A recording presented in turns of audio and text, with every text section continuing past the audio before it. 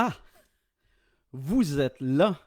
Bienvenue à ce live, à ce direct du Barbu de Ville sur la page Facebook de la bibliothèque de Ville-Lachine. Très heureux d'être là avec vous. Pas besoin de vous inquiéter, on n'a pas besoin de masque, on est chacun à la maison. J'espère que vous avez avec vous votre consommation, parce que moi, je me suis apporté une petite bière. Vous me permettrez de me prendre une petite gorgée. Merci. Donc, aujourd'hui, j'ai une heure et quart à passer avec vous. Je vais essayer de vous faire oublier la COVID pendant ce temps-là. C'est ma job. Je vais avoir deux histoires pour vous. Je vais avoir Chainsaw Pilon, un homme fort, et par la suite, je vais ébranler tes certitudes. Ouais, effectivement, je vais ébranler tes certitudes. Je vais te conter l'histoire du bonhomme Setter. Mais pour commencer, je dois te dire, j'ai enlevé ce qui couvrait mon micro. Donc, pour commencer, je dois te dire que j'ai un don. J'en parle jamais dans mes réseaux sociaux pour pas alerter personne, pour pas que la NASA m'appelle. Je veux quand même vivre une vie tranquille, on s'entend. Donc, mais j'ai un don. En tant que raconteur, je peux faire des voyages dans le temps. Puis aujourd'hui, ben, je t'invite, toi à la maison, à faire un voyage dans le temps avec moi. Puis ça sera pas compliqué. Je vais faire un décompte de 3. Je vais claquer des doigts. Puis on va commencer par se rendre en 1979. Quelque part dans le comté d'Argenteuil, dans une petite ville qui s'appelle La Chute. La Chute étant ma ville d'origine. Born and raised, comme on dit en chinois. Donc, et pour ça, pour pas que ce soit dangereux, ben moi et la bibliothèque, on a décidé d'installer, imaginez-vous donc, sur vos chaises d'ordinateur, ou vos chaises dans la cuisine, ou si vous êtes installé dans le salon sur vos divans, on a décidé d'installer des ceintures de sécurité. On a du budget quand même. Et par la suite, on va vous donner des tucs puis de la broche. Comme dans l'expression, attache ta tuque avec de la broche. Comme ça, il n'y aura pas de danger. Tout le monde va être protégé. D'accord? Fait que je te fais un décompte. Mais avant ça, je regarde l'heure, il est 1h03. C'est l'heure du petit boire. Tu m'excuseras.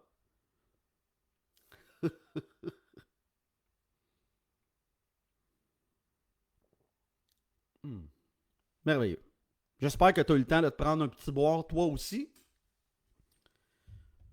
Donc, j'y vais avec mon décompte. 3, 2, je spécifie avant le 1. Je vais t'inviter à claquer des mains comme ça chez vous. Bon, là, tu vas te dire, ben, il n'y a personne qui te regarde, c'est correct. OK? Embarque dans mon délire, s'il vous plaît. À 1, je claque des mains. Puis on est parti. OK? 3, 2, 1. Ah ben, belle énergie. Ça prend toujours une bonne énergie entre moi et le public. Mon énergie, ton énergie, on met ça ensemble. La magie se fait. Tu vois, tantôt en arrière de moi, il y avait un cadre d'une chaloupe sur le bord d'un lac avec les montagnes. Ben, c'est plus ça. Regarde, c'est le dépanneur Jubo juste en arrière de moi. Ça, le dépanneur Jubo, pour te situer, ça ressemble à bien des dépanneurs de l'époque. Dans le temps que c'était pas une chaîne qui avait tous les dépanneurs. On est en 79. 79, ça ressemble à 2020. T'as pas besoin d'avoir peur. En 2020, ton premier ministre, c'est un Trudeau. En 79, ton premier ministre, c'était un Trudeau aussi. Ça te rassure-tu, ça, pendant ton voyage dans le temps, qu'un Trudeau soit encore ton premier ministre? La seule différence entre les deux Trudeau, celui de 79 en prenait des selfies pareils comme celui de 2020, sauf que lui, il le faisait avec un Polaroid. C'est la seule différence que je peux voir. Donc, en arrière de moi, comme je te disais, il y a le dépanneur Gibault. Puis là, je regarde. Je vois que M. Gibault lui-même est à l'extérieur. Cet homme-là, je ne l'ai jamais vu, une fois ne serait-ce, ailleurs qu'en arrière de son comptoir. Cet après-midi, toi, oui, toi à la maison, tu es très privilégié de voir M. Gibault en arrière. Il était tellement en arrière de son comptoir, cet homme-là, que j'ai toujours pensé qu'il n'y avait pas de jambes. Pareil comme Kenny. Attends une minute, il me parle. Laisse-moi y répondre, OK? M. Gibault!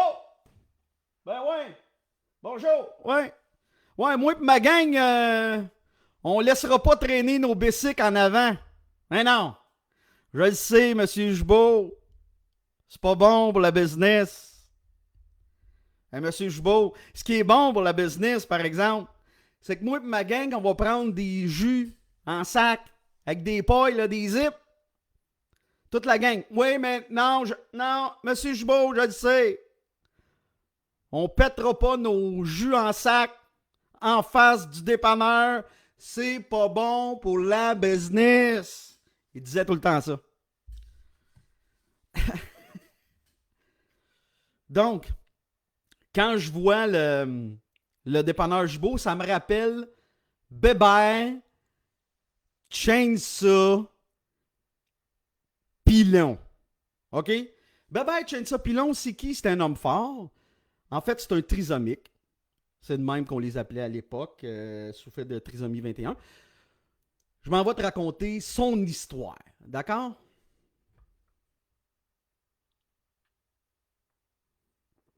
Excuse-moi, j'aime ça prendre mon temps. Moi, personnellement, je n'ai pas connu Chainsaw Pilon. J'ai eu l'histoire de cet homme fort-là à travers les vieux du Petit Canada, les échos de fin de soirée, puis les rumeurs. Chainsaw Pilon, il faut savoir une chose, est né d'un one night stand. Puis si tu te demandes, je te vois là, je t'entends réfléchir. Je t'entends. Mais moi te donner la réponse. Bébert Chainsaw Pilon ne vient pas de la cuisse de Jupiter. Mesdames, attention, mesdames, c'est à vous que je parle. Vous saurez une chose. On n'accouche pas de Chainsaw Pilon. On le chie avec résignation. Lui, Chainsaw, il a été à 1 cm de ne pas voir le jour. Ouais. Là, je te parle ici de la distance entre l'anus et le vagin de sa mère biologique. Ben oui, romantique de même. Il a été conçu dans un pit de sable un soir que la lune était pleine. Puis il était tellement chanceux, notre Chainsaw, tellement chanceux, cet enfant-là, que pareil comme le petit Jésus, ben, il est né dans une crèche. Mais heureusement pour lui, il a été adopté par une sainte femme, la mère Pilon, qui pouvait accueillir 1001 enfants dans ses 2 gros bras. Chainsaw mesurait 6 pieds 6, pesait 350 livres à la fin de sa croissance. Mais, pour dire la vérité, sa boîte à poux, elle, avait connu que très peu de changements. Un homme gargantuesque, avec le cerveau d'un enfant de 5 ans, ça résume assez bien notre sbire. Mais m'a dire une affaire, par contre. Chainsaw, son cœur aurait pu être considéré comme une des 8 merveilles du monde. T'es tellement bon, tellement gros, qu'il aurait pu être considéré comme une des 8 merveilles du monde. Mais, je vois mal le gars qui s'occupe des 8 merveilles du monde un matin, est en train de cocher sa liste. OK, la muraille de Chine. Zip. La statue de la liberté. Zip. Le Colisée à Rome. Zip. Chainsaw Pilon dans le comté d'Argenteuil. Non, tu vois, ça marche pas. Lui, il a eu son surnom à force de toujours faire un bruit de chainsaw avec sa bouche, faisant même le geste en vous saluant.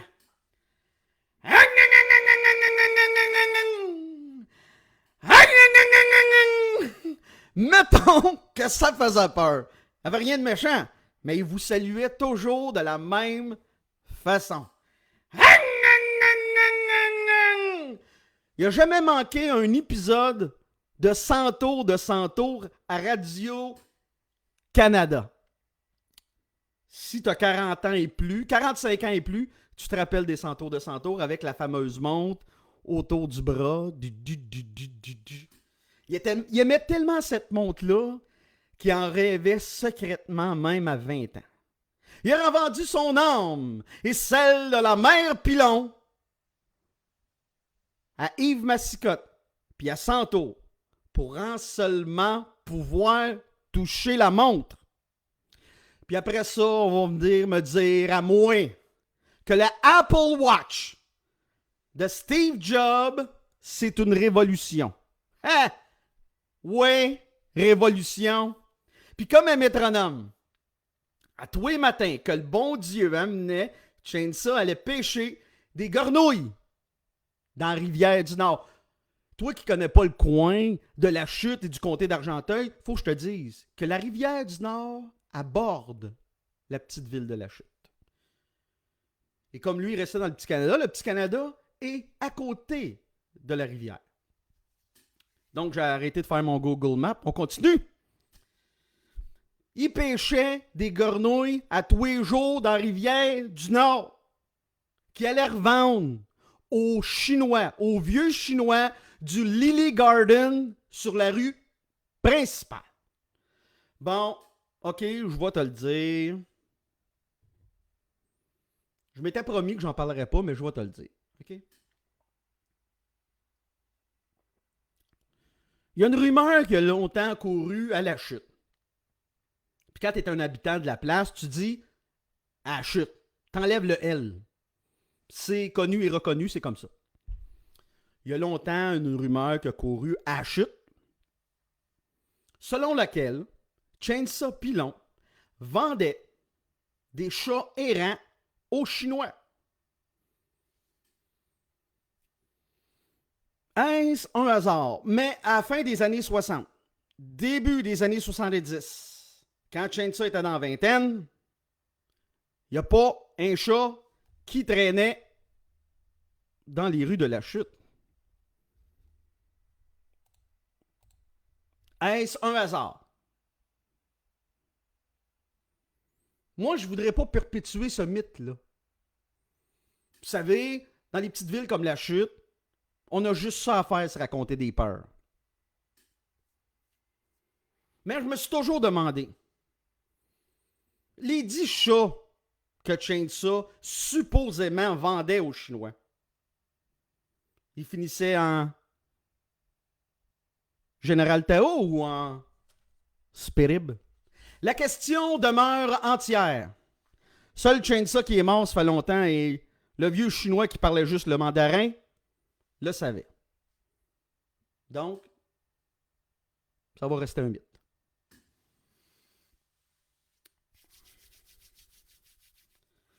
Chainsaw, il aimait aussi le Grand Orange. Des expos. Rostistov! Puis l'autre grand orange des expos, youpi. Mais je suis pas sûr que dans sa tête de perruche, il faisait la différence entre les deux. Il y avait toujours une casquette 3 couleurs sur la tête des expos. Puis sa mère, imagine-toi donc, avait fait installer une belle hélice sur le top de sa capine. Il était beau, notre sbire. Il ressemblait à Billy.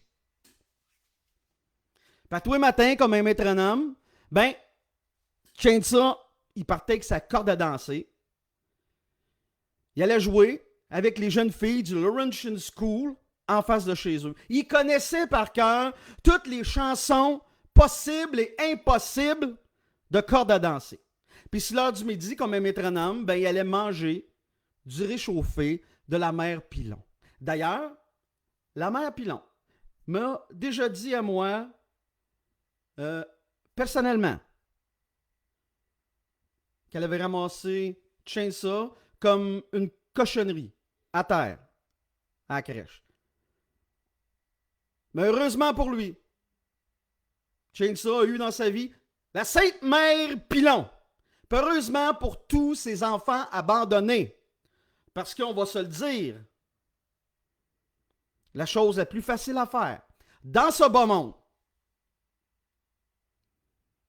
c'est de fourrer à plein cul tout en se calissant du reste. Il y avait au bout de la rue Baron, Balloon Champlain. Balloon Champlain, lui, c'est un garagiste de la chose mécanique, un artiste du crankshaft. Son garage, au bout de la rue Baron, était ouvert 24 heures sur 24. Il y avait tellement de monde qui rentrait là qu'à un moment donné, Balloon Champlain a fait installer des portes tournantes, pareil comme chez Eaton. Ça rentrait, mon ami, par en avant, par en arrière, ping, ping, pang. Les mangeux de chips venaient sentir ce qui se passait. Les senteux venaient voir la catastrophe. Cette journée-là, Balloon Champlain était à changer l'huile du Datsun de Monsieur Remond Laplante. Remond Laplante, pour ceux qui ne le connaissent pas, aimait plus son Datsun que ses enfants, que sa femme. On en connaît du monde de même. C'est pas nouveau. Depuis la nuit des temps. Ben, depuis le Ford à coups de pied.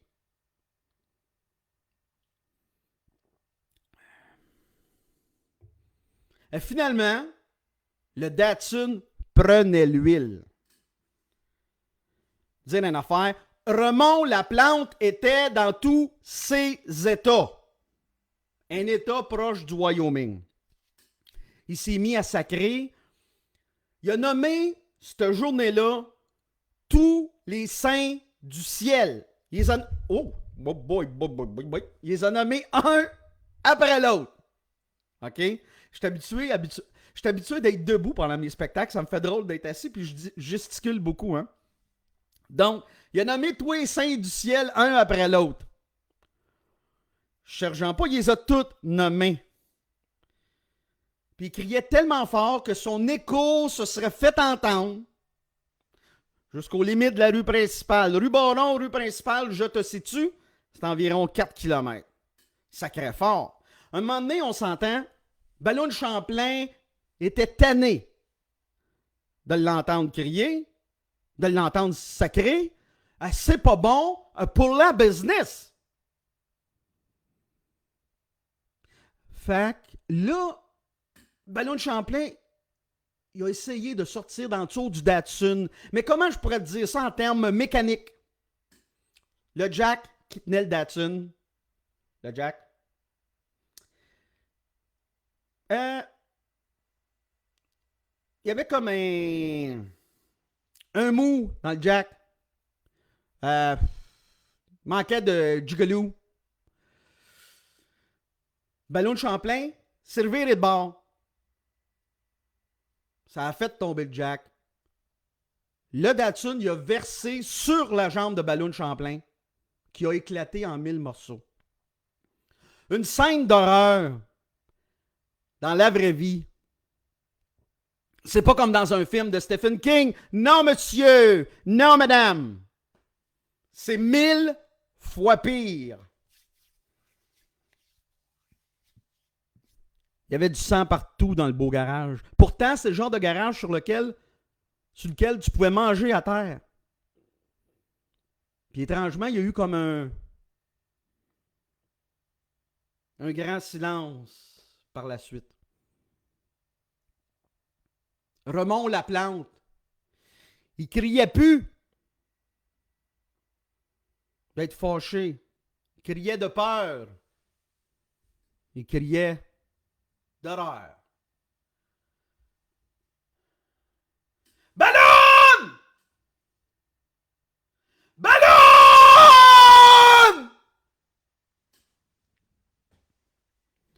On pouvait entendre crépiter les néons au-dessus de leur tête. Même que les filles tout nues, sur son calendrier dans le fond du garage, étaient traumatisées. Raymond, seul au monde, avec la carcasse de Ballon Champlain, agonisant.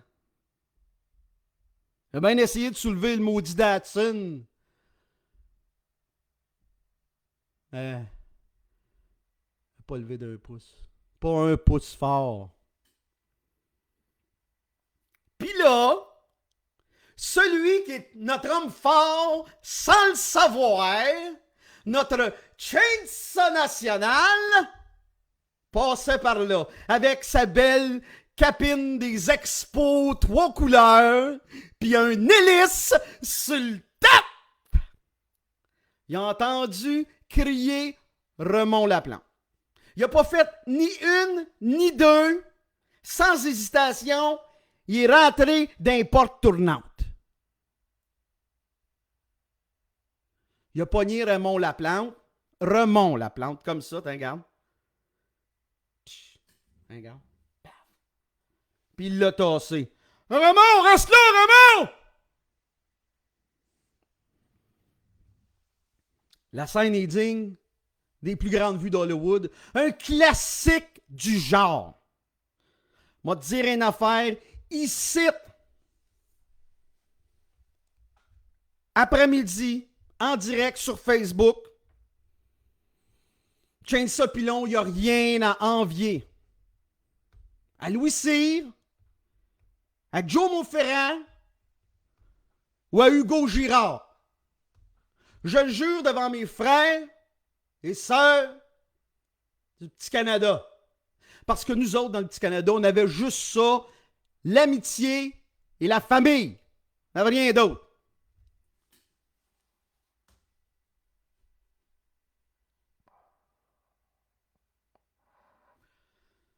Chainsaw, il a pris le Datsun à bras le corps de même. Tu vois-tu bien?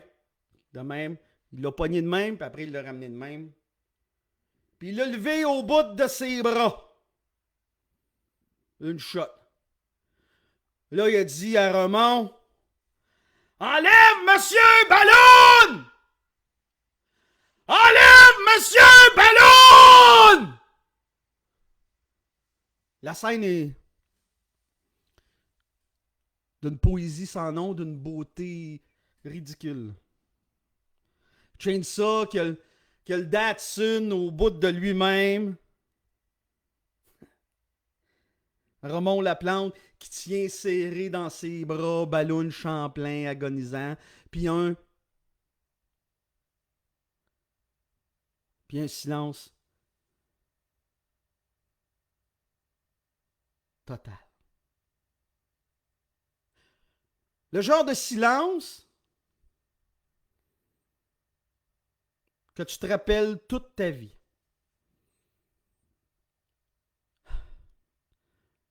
Le genre de silence qui transperce ton âme.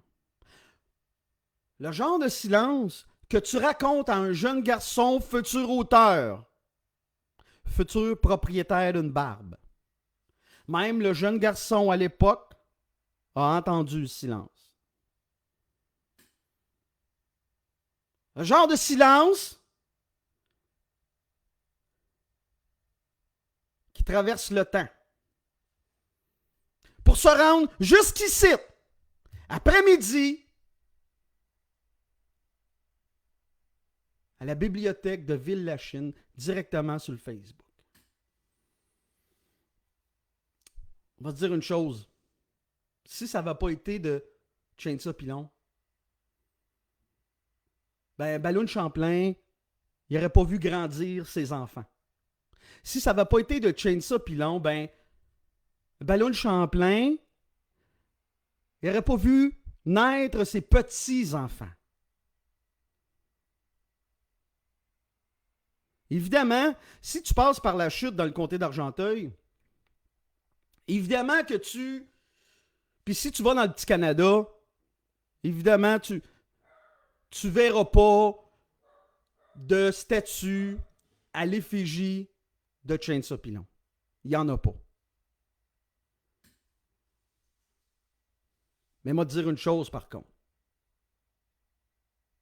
La statue de Chainsaw Pilon, elle se trouve dans le cœur de chaque personne qui a entendu cette histoire-là.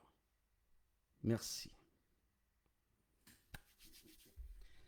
Avant de continuer, on m'a posé des questions auxquelles je vais répondre pendant ce direct. Puis je vais saluer les gens qui sont là présentement. Donc,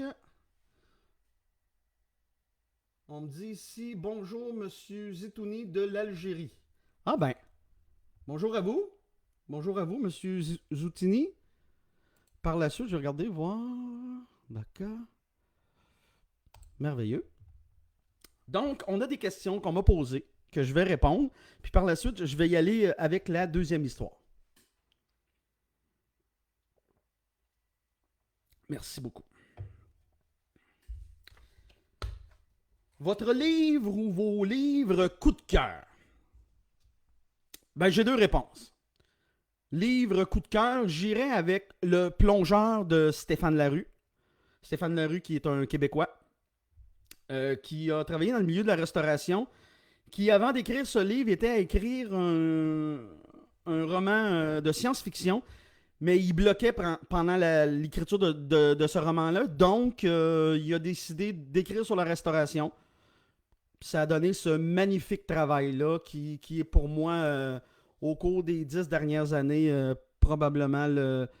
En tout cas, c'est une question de goût toujours, là, mais pour moi, c'est un des meilleurs livres qui s'est écrit au Québec au cours des 10 dernières années.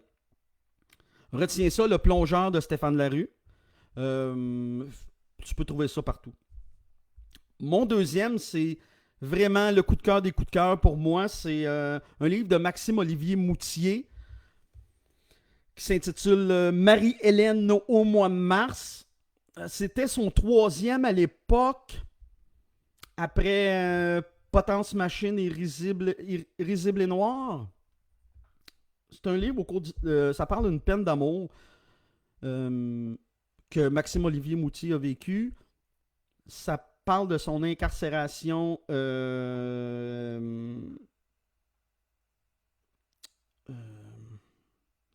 ouais, c'est ça. Mais pas en prison, là. Donc, c'est ça. Puis c'est très poignant. Ça poigne d'un trip. Ça parle du cœur. J'adore ce livre-là. J'adore ce livre-là. Aussi un livre assez facile à trouver un peu partout, là, dans ta bibliothèque ou chez Renaud-Bré ou n'importe quel bon libraire. Je te dirais donc que c'est mes deux coups de cœur, mes deux gros coups de cœur, là, des dernières années. Qu'est-ce qui vous a donné envie d'écrire? Ben, premièrement, j'aime les mots. J'ai toujours aimé les mots. Je sais pas comment te dire ça. Il y a des mots que j'aime plus que d'autres, que j'utilise souvent, moi, dans ce que je fais.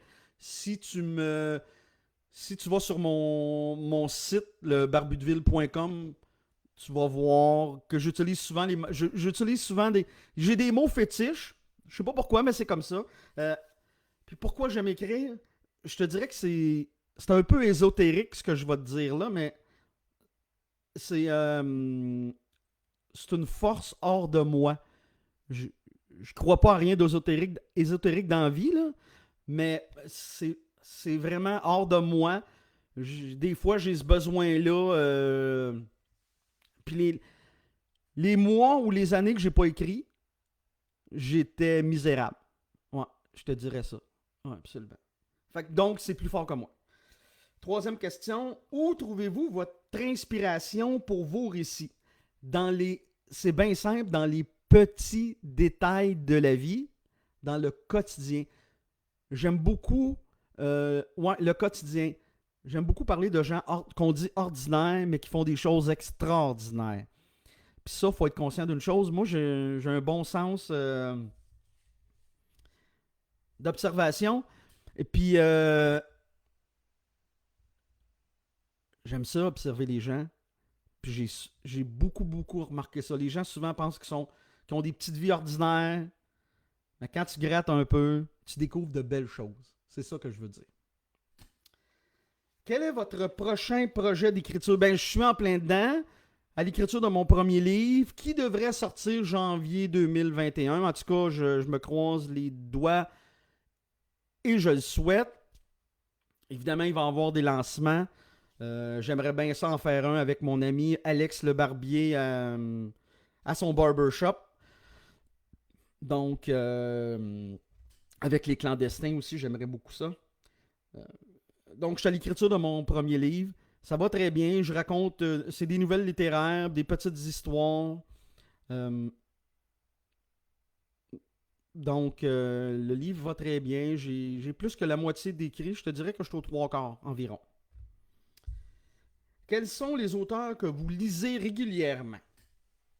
Donc, Maxime Olivier Moutier, évidemment, j'ai tout lu ce qu'il a fait ou à peu près, sauf son dernier. Régent Ducharme, La vallée des avalées, L'hiver de force, La fille de Christophe Colomb, sur des livres de Régent Ducharme, un classique québécois. Par la suite, un franco-ontarien, poète, Patrice Desbiens. J'adore Patrice Desbiens. Pour moi, ce bonhomme-là, c'est un trésor national. Il a une plume incroyable à provoquer, à rendre jaloux les auteurs comme moi. Là. Ouais, euh, je le trouve extraordinaire. Puis par la suite, ben, je te dirais Denis Vanier, auteur montréalais du Centre-Sud, qui a, comme on dit, qui faisait de la poésie hardcore, si je peux utiliser ce terme-là. Ça résume assez bien. Sinon, Jack Kerouac du côté américain. Et du côté français, je dirais peut-être Albert Camus. Ouais, Albert Camus que j'aime beaucoup aussi. Bon, quelles sont vos autres passions? Dernière question, après on s'en va vers la deuxième histoire. Mes autres passions, ben je fais un podcast. J'adore le milieu du podcast. J'aime ça parler devant le micro. J'aime ça faire des entrevues, parler aux gens, faire des chroniques. J'aime ça parler de... Quand je vais dans un bon restaurant, ben j'aime ça en discuter. J'aime ça donner mon avis. Pareil pour un bon film, un bon documentaire, un bon livre. C'est ce que je fais à travers mon podcast que tu peux avoir sur YouTube, sur Spotify, sur Apple Music, un peu partout, qui s'appelle La Jazette. Je parle de différents sujets. Donc, c'était ça pour les questions. Merci beaucoup. Très apprécié. Maintenant, on passe à la deuxième histoire. Attention, je vais ébranler tes certitudes.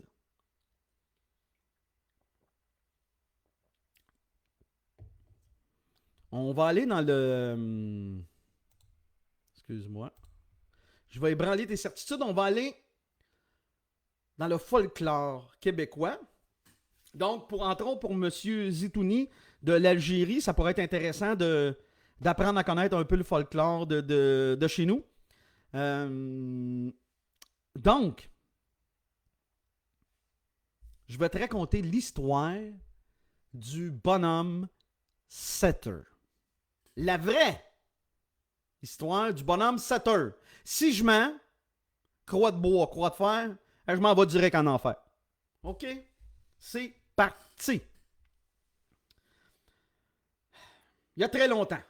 Tellement longtemps que le bonhomme Sutter allumait des lampadaires sur la Main Street à la chute. À la tombée du jour, entre chien et loup, c'était plus tout à fait la pleine clarté dans le comté. Mais c'était pas tout à fait non plus la pleine noirceur. Le ciel était brun. Tellement longtemps que les trottoirs partout à la chute étaient en bois. Le Ford à coups de pied n'était pas encore arrivé en ville. Ça fait tellement longtemps que l'électricité n'était pas encore dans nos lampadaires. Ça allait arriver 2 ans plus tard. Et c'était le début de la fin pour notre allumeur de lampadaire, le bonhomme Sutter. En fait, le vieux Sutter, il venait d'un petit village, il venait de la pénombre de Carillon. Mais comme disaient les blocs dans le temps, carry on! Lui, il était allumeur de chandelles dans les lampadaires, de père en fils, depuis la nuit des temps. Allumeur de lampadaire, de chandelles d'un lampadaire, de père en fils, depuis que la noirceur existe. Il était aussi rouleur de trottoir à noirceur. Il a commencé son métier en 1860. La même année que Abraham Lincoln est devenu le 16e président des États-Unis. Declan Sutter, Declan c'était son prénom, Declan Sutter est né ici. Son père a fait partie de la garnison anglaise pendant la fameuse bataille de Saint-Eustache contre les Patriotes. Cet enfant-là, ça a été élevé au fouet, au gros sel, au coup de pied dans le cul, puis au claque, sa gueule. Ça n'existait pas dans le temps, les enfants rois. Quand c'était l'heure d'aller se coucher, t'allais te coucher. C'était de même. C'était l'époque.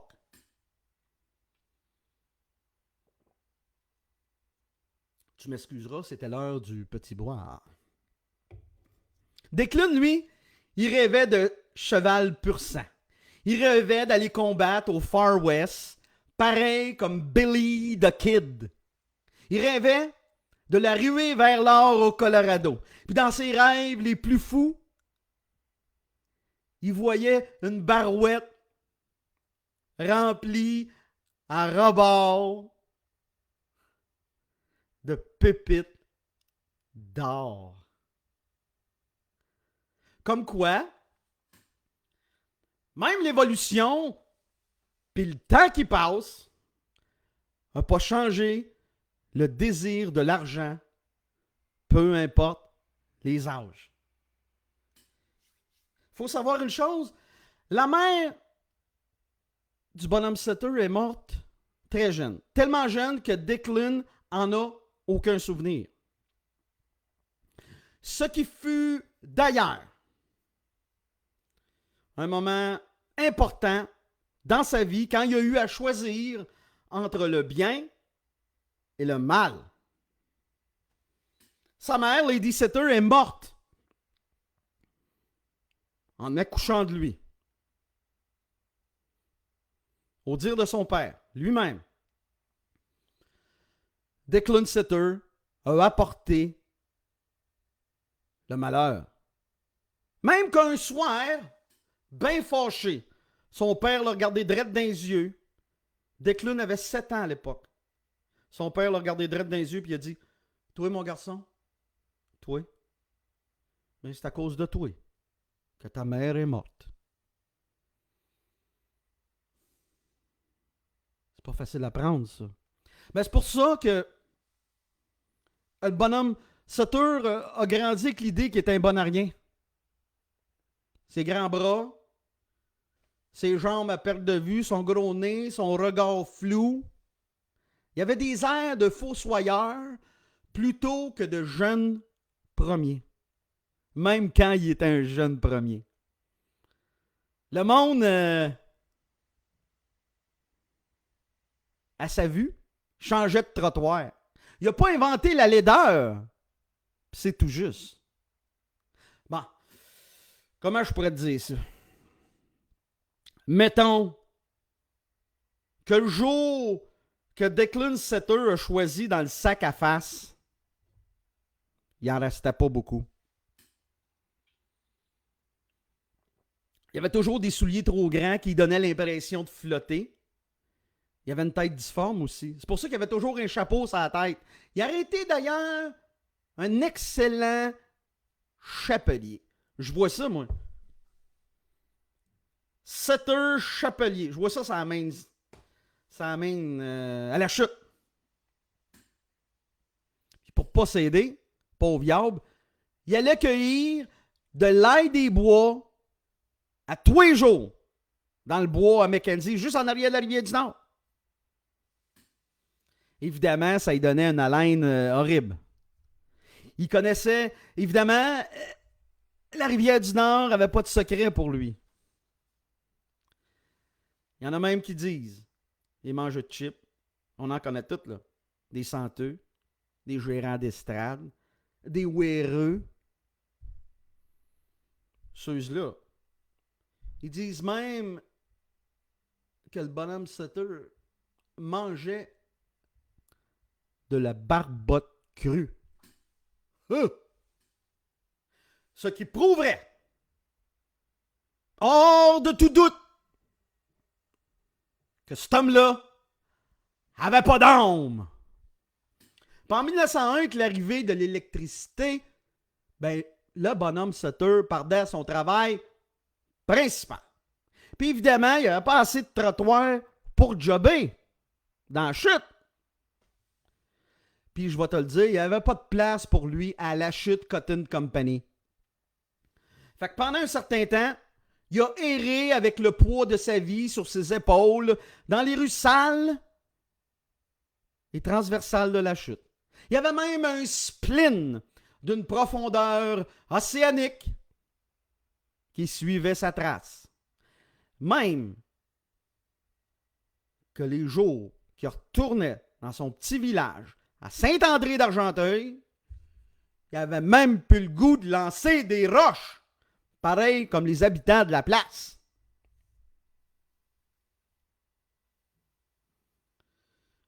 Là intervient dans l'histoire le cercle des bonnes dames du comté d'Argenteuil, qui est un moment fatidique et important de cette histoire. Le cercle des bonnes dames du comté d'Argenteuil s'est réuni un soir. Ils ont fait un meeting, ils ont fait quorum. Ils ont voté unanimement pour engager Declan Setter, attention, comme gardien de la bienveillance.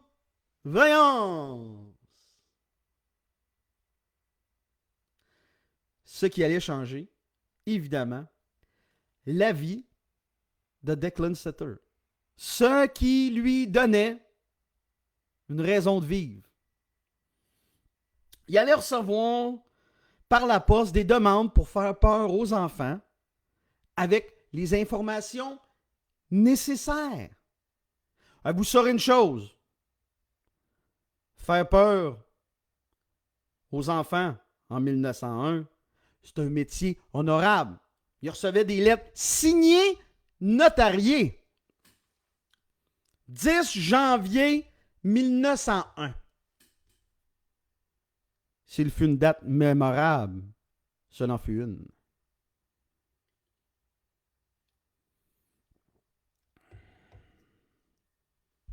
Il fait fret. Fret comme, tu sais le genre de fret, il fait pas froid. Non, il fait fret. Tu sais le genre de fret qui te rentre dans les eaux humides à -20. C'est presque la pleine noirceur sur la Rivière-du-Nord. La rivière est gelée d'un bord à l'autre.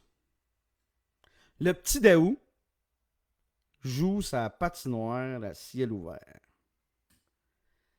Tout à coup, arrive un nombre. Un nombre large comme un cadre de porte. Un nombre large comme un cadre de porte qui sent l'ail des bois.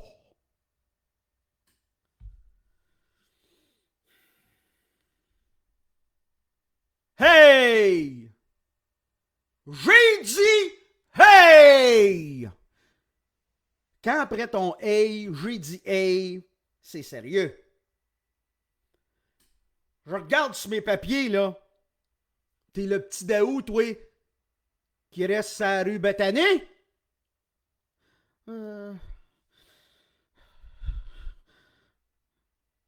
Oui, monsieur. Hey! J'ai dit hey! T'as deux choix, mon garçon. Écoute-moi bien. T'as deux choix. Ou badon. T'écoutes ta mère quand elle te parle. Quand elle te dit de rentrer, tu rentres avant de voir ça. Ou badon. Je t'amène avec moi. D'un lime pour l'infini. Et tu vas voir, l'infini, c'est long. Longtemps. Petit Daou, tu comprends bien qu'il est nerveux, hein? Puis...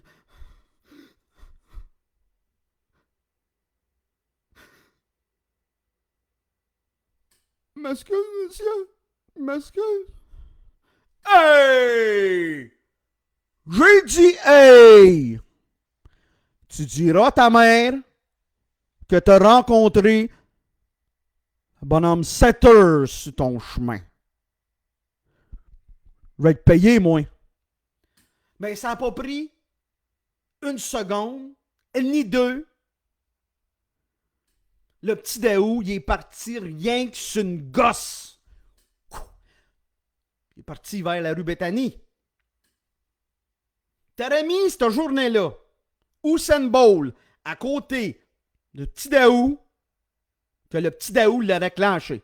T'aurais mis à côté du petit Daou Ben Johnson rempli de stéroïdes. Le petit Daou l'aurait clenché. Ben, t'aurais mis Alexis le trotteur à côté du petit Daou, que le petit Daou l'aurait clenché. C'est dire toute la peur qui a envahi cet enfant-là dans tous les pores de sa peau. Fait qu'il est parti rien que sur une gosse, en deux pleurs, en deux respires. Il est rentré dans la maison. Il a ouvert la porte. Puis il a dit « Mais! Je viens de rencontrer le bonhomme 7 heures! » Mais sans le savoir, le petit Daou et le sac des bonnes dames du comté d'Argenteuil venaient de créer un personnage légendaire, mythique, folklorique. Évidemment, la rumeur a couru partout dans le cours d'école à la chute. Ça n'a pas pris de temps que ça a fait le tour du comté d'Argenteuil. Ça, on fait que ça, ce comté des peurs. Je vais te dire une affaire. Le cercle des bonnes dames du comté d'Argenteuil ont gardé le secret en tel. Le secret est resté bien emmitouflé dans le cercle. Même que les hommes de la région en savaient rien. Pas le notaire, pas le bon curé Pacifique des Rochers, même pas le curé de la paroisse. Zéro, zip, nada. Je vais vous dire une chose cet après-midi. Presque à la fin de mes comptes, je vais vous dire une chose. Le cercle des bonnes dames du comté d'Argenteuil, ça fermait étanche.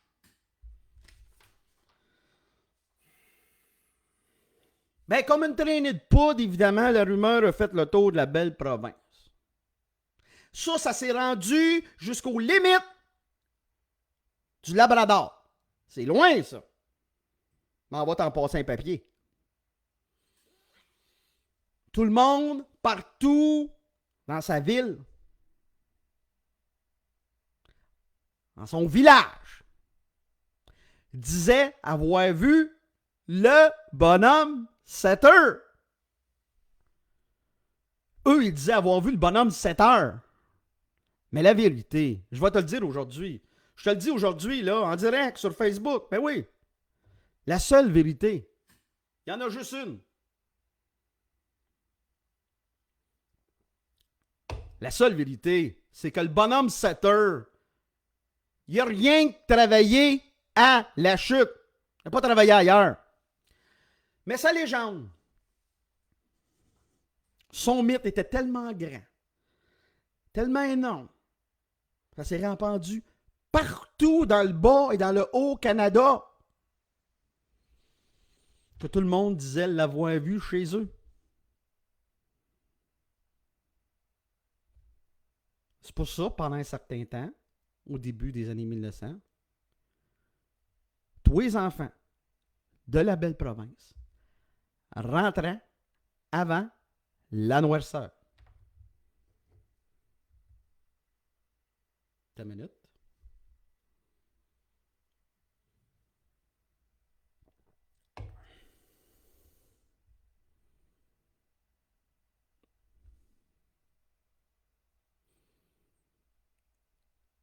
Et c'est pour ça qu'en 1900, les rues, les ruelles des Anglais, comme les rues et ruelles des Français, étaient vides à cause de lui. Mais, encore aujourd'hui, par les nuits très froides d'automne, pendant que les feuilles des arbres s'en vont mourir en tas pour amuser les enfants, on peut entendre murmurer, sous forme de vent, le bonhomme 7 heures. Une fois la noirceur tombée. Merci. Merci beaucoup. Je voudrais remercier personnellement Madame Souad Ourama, qui est très, très gentille de me recevoir aujourd'hui. Si vous avez des questions, j'ai un bloc de temps pour vous, pour des questions-réponses. Ça va me faire plaisir. Vous pouvez... je vois les commentaires ici. Donc, si vous voulez me poser des questions, ça va me faire plaisir. Discussion, ça là. Okay. Donc, gênez-vous pas. Je veux remercier Mme Ouhamad. Vraiment, c'est super gentil. J'aurais aimé ça être sur place pour vous faire mes comptes, mais au moins, j'avais la chance de les faire via la page Facebook. Je vous invite à vous abonner à mon site internet, le barbudeville.com, ou sur ma page Facebook ou sur Twitter, toujours Barbudeville. Et donc, c'est ça. Si vous voulez me poser des questions, j'attends vos questions. Prendre une petite gorgée à votre santé. Merci beaucoup d'avoir été là. C'est très apprécié.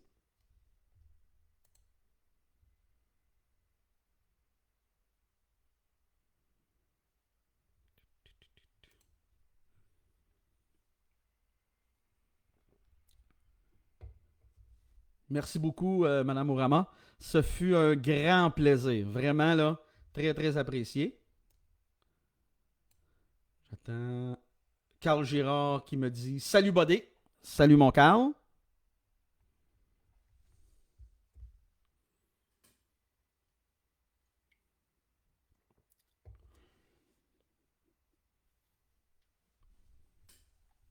Je vais attendre un petit peu.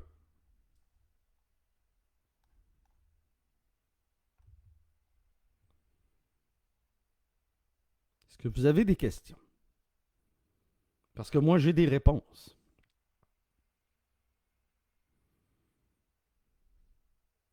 J'ai aussi, si vous me permettez, je vais en profiter, j'ai aussi un podcast, La Jazette, que vous pouvez retrouver sur toutes les plateformes, Spotify, Apple Podcast. Je parle, je fais des critiques de resto, de livres, de documentaires, puis je parle de la vie en général, donc ça peut être intéressant. Allez voir ça, allez vous abonner, ça me fait toujours plaisir.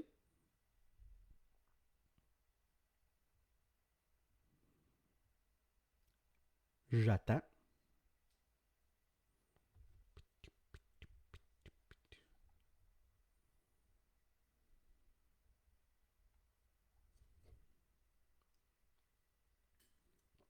Ok, je vous donne encore une minute.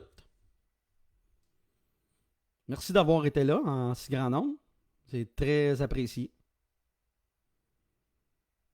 Je vous souhaite une belle fin de semaine, une belle grande fin de semaine à tous. Si vous avez l'occasion d'avoir des congés, ben tant mieux. Puis je vous souhaite une très belle fin de semaine. Sur ça, merci beaucoup. Merci encore à Mme Ourama. Merci vraiment, vraiment beaucoup. Je salue au passage une des employées de la bibliothèque, la belle Sophie. Bonjour Sophie. Et je vous remercie sincèrement d'avoir été à l'écoute. Pour moi, c'est toujours un plaisir de faire mes textes. C'est un privilège. Donc, merci beaucoup. Et je vous dis... quelle est... question ici. Ah! Oh, j'ai des questions. OK, parfait. OK. Monsieur Luc Dumais, d'où vient votre surnom? Barbu de Ville. Bonne question, Monsieur Dumais. La barbe, c'est parce que je suis propriétaire d'une barbe, je porte tout le temps une barbe. En fait, j'aurais dû... C'est moi qui ai choisi mon surnom, puis il est resté avec le temps. Mon premier blog s'appelait Esprit de bottine. Les plus vieux, là, ceux que ça fait longtemps qui me suivent depuis 2001 environ. J'ai commencé... mon premier blog, là, c'est au début de l'Internet. Là, ça s'intitulait... J'étais sur Blogger.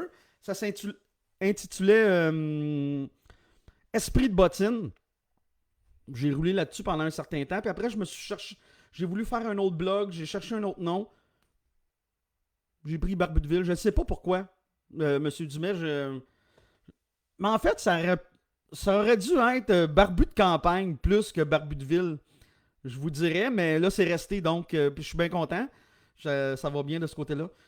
Autre question de Julie. Quel est l'avantage d'être un de tes Patreons? Ah oui, c'est vrai, j'ai pas souligné ça. J'ai un Patreon qui est une plateforme pour encourager les artistes, les auteurs comme moi. Là-dessus, moi, je donne en exclusivité tous mes textes de mon prochain livre. On peut s'abonner, c'est à partir de 2$ par mois, 2, 5, 10, 20. Et quand on s'abonne, on a des exclusivités qui ne sont que pour les Patreons. Donc, c'est en gros, c'est ça, Patreon. Tout ce que je fais, je le mets d'avance sur Patreon. Si j'ai des nouvelles à annoncer aussi, je les donne à mes Patreons à l'avance. C'est pas mal ça, mon Patreon. Merci beaucoup pour vos questions, M. Dumais, Julie. Merci, Carl. Merci, Olivier aussi. Merci à vous. Je vous remercie sincèrement. Ça fut un plaisir d'être avec vous. Si vous avez d'autres questions, allez-y. Sinon, ça va être terminé.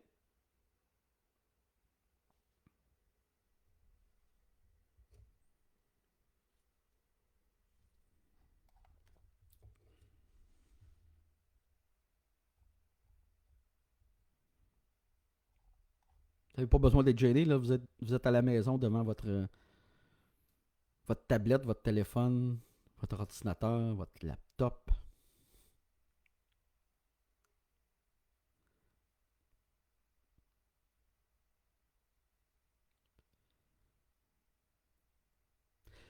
Je vais arrêter la vidéo. Je vais la programmer pour que vous ayez accès sur la page Facebook de la bibliothèque. Par la suite, pour ceux qui ne l'ont pas vu en direct, vous allez pouvoir la voir en différé. Puis vous pouvez l'annoncer aux gens aussi là, qui pourront la voir en différé. Donc, merci beaucoup. Et je vous souhaite une bonne fin de semaine. Et j'espère vous revoir en chair et en os à la bibliothèque après la COVID. Merci beaucoup.